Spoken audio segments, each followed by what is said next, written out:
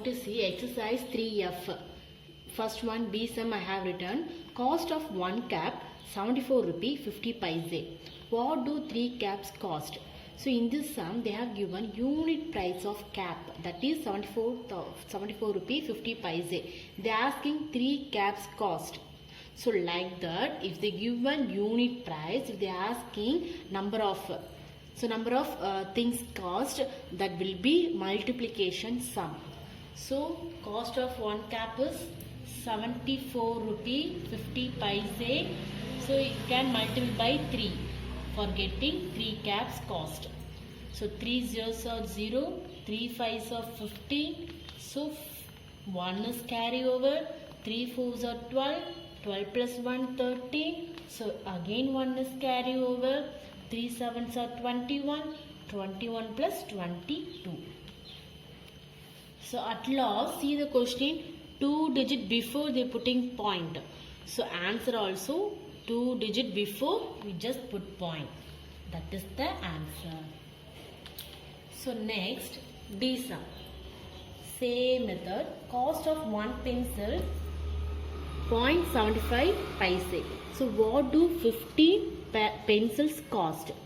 So this is also same method. 0.75 multiple 15.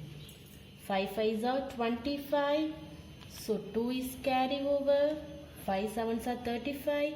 35 plus 2, 37. So next we are going to multiply by 1. So here 0, 1 5s are 5, 1 sevens are 7, 1 zeros are 0, 0, no need to write. Then add. 7 plus 5, 12, carry over 1. So 7 plus 3, 10, 10 plus 1, 11. So when you get point, see question 2 digit before. So here also 2 digit before. So answer is 11 rupee 25 paise.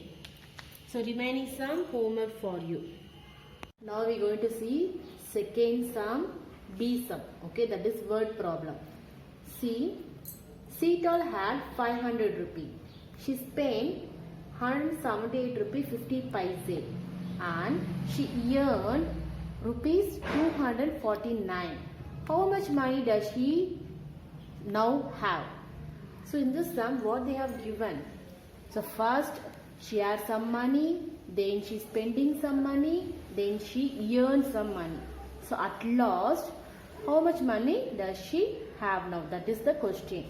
So solution, amount she add. In starting amount, how much? That is 500 rupee. Spending amount. So how much she spent? 178, then 50 paise. Spending amount, that is what? That is reduce. If you spend, the amount will be reduced, you know. So that's why I have given here subtraction symbol. So you have to subtract. 0 minus 0, 0. So 10 minus 5, we can borrow from 5. So 5 convert to 4, the 0 convert to 9, again the 0 convert to 9, that 0 convert to 10. 10 minus 5, 5. 9 minus 8, 1. 9 minus 7, 2. 4 minus 1, 3. So after spending, she add 321 rupee 50 paise. So amount of after spend, rupees 321 rupee 50 paise. Amount of earned, then she earned. How much she earned? 249 rupee. So amount of earned, so the rupee will be added. So we can add 0 plus 0, 0, 5 plus 0, 5, 1 plus 9, 10. So 1 is carry over. So 1 plus 2, 3, 3 plus 4, 7. Then 3 plus 2, 5. So at last, Seetal has rupees 570, then 50 paise. I hope it understood. See, first amount of she had, then she spending, that's why we have to subtract, then she earned. That amount we just added. So at last we get the answer. So remaining sum homework for you. Now we will see D sum. How much change will Vimal get back from 500 rupee after paying for 5 books costing 85 rupee 25 paise each? So in this sum, what they have given? Say this is cost of one book. Vimal is paying for 5 books. How much money get back from 500? So first we should write cost of one book, that is 85 rupee 25 paise. So from that we can find cost of 5 books. So unit price they have given. So that is multiplication. If you multiply, you can get the answer 426 rupee 25 paise. So amount of get back from 500. So we will give 500 rupee to shopkeeper. So how much change shopkeeper will give? So that is reduce amount, 426 rupee 25 paise. If you subtract, you will get the balance. See here, 0 minus 5.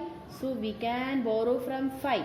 The 5 convert to 4, the 0 convert to 9, that 0 convert to 9, that 0 convert to 9, the last 0 convert to 10. So 10 minus 5, 5, 9 minus 2, 7, 9 minus 6, 3, 9 minus 2, 7. Therefore, Vimal will get 73 rupees 75 paise as a change. So I hope you understood. Here they have given one book cost. So from there we have to find 5 book cost, then amount of get back from 500, that is subtraction. Okay, thank you children.